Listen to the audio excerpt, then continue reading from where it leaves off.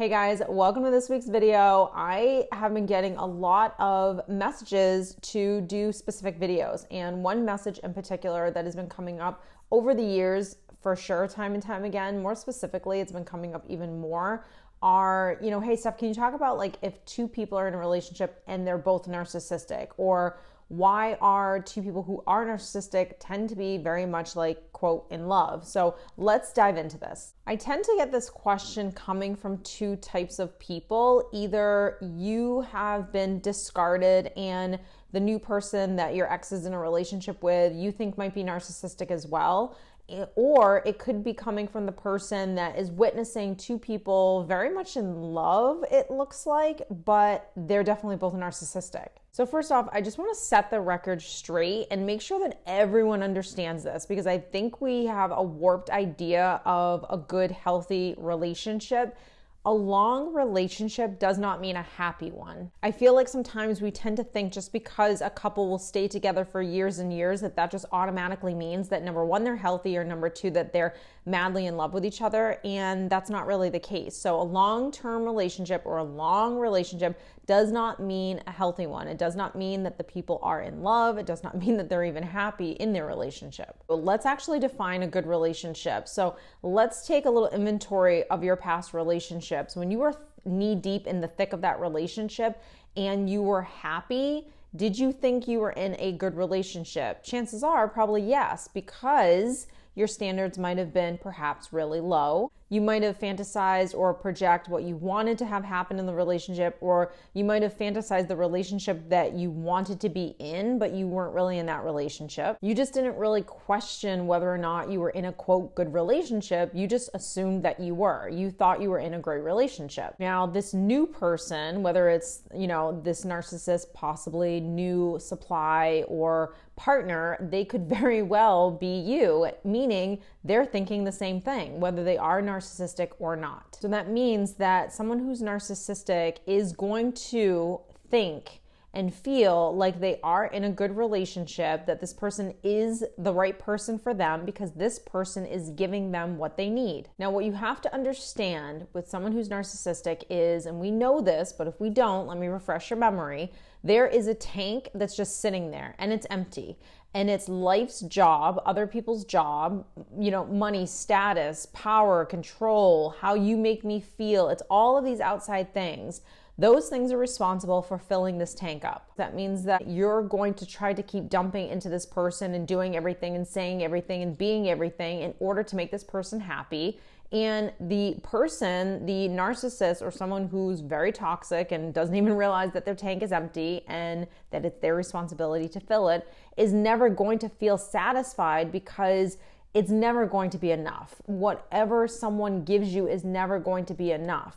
So they're always going to constantly need more, and the person giving is eventually going to become depleted or resentful. Now, the reason why you could be seeing two people who could possibly be narcissistic so into each other is because of one really good reason. They feed off of each other. When two narcissists get into a relationship, they're searching and yearning for a feeling. And this person, especially in the beginning phases, is very much going to give it to them. It is essentially a high that both of them are getting off of each other. So they almost like really enjoy boosting each other up in that way. And this isn't coming from a great, healthy relationship where I'm going to lift you up when you're down and, and try to help you in any way. But I'm also going to take a step back and make sure that you know how to do this for yourself. Like that healthy dance isn't really happening in this relationship. It's just like these constant highs that you're getting from two dysfunctional people that need each other in order to feel significant. So when the love bombing is really hard and the gestures are so grand, while the everyday person who might be a little unhealthy themselves but isn't narcissistic would really love that, or quite frankly, some actually don't. Some really think that it is too much. Some really do see it as a red flag.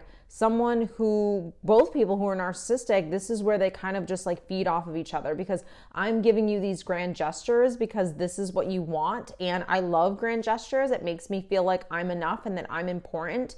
And this unhealthy dance begins to form. Those big things, that love bombing, that showiness, all of that is what this person determines as a good relationship, because they haven't really gotten into any like depth in the relationship, because that's not what each of these people are here for. They're not here to get to know each other. They're not here for deep love. They're just superficial people. They're surface level people who are just looking for a feeling and a high. You're just looking at two people who want each other to make them feel a certain way, and they don't want any responsibility, no accountability. All they want is someone to make them feel like they are enough. Now, when you need those things, and you more specifically need them coming from outside of yourself, that just triggers the low self-esteem and the deep-rooted insecurity that's there.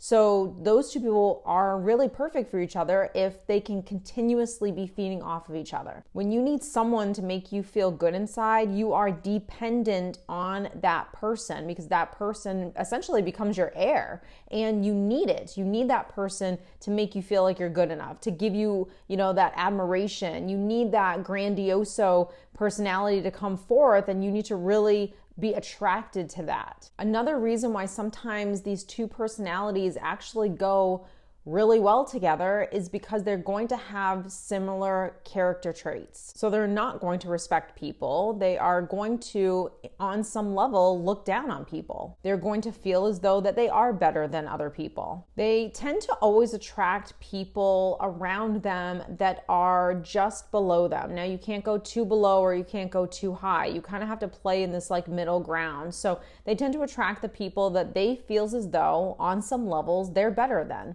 And when they come in contact with someone who could possibly be a genuine threat, they will find reason or fault in that person, in that relationship, to just abandon that relationship altogether. So remember, this whole time, I'm talking about lasting relationships, not genuine, authentic, healthy relationships. Now, if you've really done your homework on narcissism, you'll know one of the biggest things is, on some level, they care what people think. And so when you see this happy couple, just know that a lot of it could 100% be a show, because they want to portray an image to the world. Now, the one thing that could really very much hurt this relationship, and it will almost always, not almost, it 100% will always actually happen, but whether or not it'll happen and destroy the relationship is something different. You could have two people that are continuously destroying the relationship and they stay together. So remember, staying together doesn't mean we're happy. Staying together doesn't mean that we're in a great relationship. Staying together doesn't even mean that we're in love. If I'm able to wear a mask and fake it for everyone else, then I will. But underneath the surface, they're not in a relationship that you would want to be in. And I think that's probably one of the biggest ahas that I want you to take away, especially if you're a person that's been discarded and you're kind of looking at these two people, possibly your ex and their new relationship, and thinking like, what is going on here? This person's now madly in love and I'm sitting here suffering. And that's probably the person that's really struggling with this concept, because they want to know on some levels, is this person happy with this person versus when they were with me. Remember, a narcissist is only going to be as happy as they possibly can be, because quite frankly, they don't really know what real happiness is. That's number one.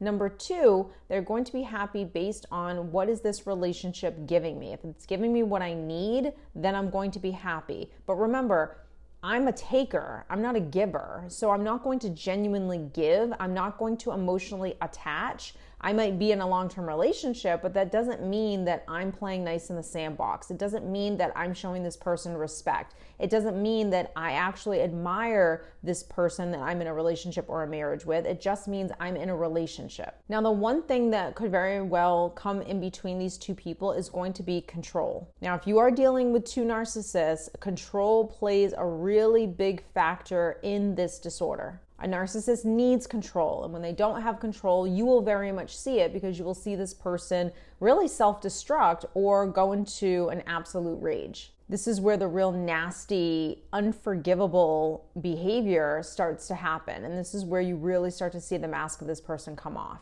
When the controlling behavior really starts to magnify itself, this person is going to want control over their partner. On some levels, they're going to want this. Now, if these two egos can't really play that game of tit for tat, then you're going to start to have conflict. So you're either going to have two people that begin to bump heads because one's trying to gain control, the other one's trying to gain control, and these two egos start kind of fighting. Or perhaps you could be dealing with something a little bit more subtle where one person wants control and the other person actually loves the control. I love that you're controlling. I love that you're telling me what to do. You're dwindling down my self-esteem and I'm needing you even more. That could very well be the case as well, because this person who enjoys the control has learned that this is love. So the partner who is narcissistic could very well enjoy the control because they think it's a sign of jealousy in a healthy way, in look at me, I matter. Oh, look at me, they love me, and that's why they're jealous. But if you're dealing with two true narcissists, that's probably not going to happen. You're just going to end up having a lot of conflict in the relationship because one or both people want control. It doesn't matter how much you're filling that person up in their ego or, giving them all that admiration or making them absolutely feel amazing and I'm filling the tank and I'm filling the tank. It doesn't matter. At some point, this person is going to get bored. At some point, you're no longer going to be what it is that I needed you to be in the beginning. You haven't transformed into that next level of supply that I'm really craving. Now, when those things start to happen, this is where the good relationship tends to kind of break down. This is where one or both people start cheating, they start looking around, they start becoming more and more abusive, or quite frankly, they just have a relationship where it's an open relationship or both people know what the other person is doing because they need to get what they need somewhere. And so if this person is no longer giving it to me because they want to control me and I don't want that anymore, then this is where the breakdown begins. I think a lot of times we tend to look at the outside of relationships and we create these stories based on these Instagram pictures or, what we see this couple doing at the holidays, but you don't see the ins and outs of the relationship. And it's very easy to just cultivate the story in our mind that this person is so madly in love, when even if they are somewhat enjoying that relationship, they're enjoying it on a very unhealthy level. They are in a relationship that you would never want to be in. I always tell people that their level of happiness is not yours. So could they possibly be happy? Absolutely. They're happy based on what that means to them. And what it means to you is something completely different. And it's something that you actually would really hate and despise. And that's probably why you're not with the person any longer. So I hope you guys have enjoyed this. If you did, don't forget to give it a big thumbs up, and I'll see you next week.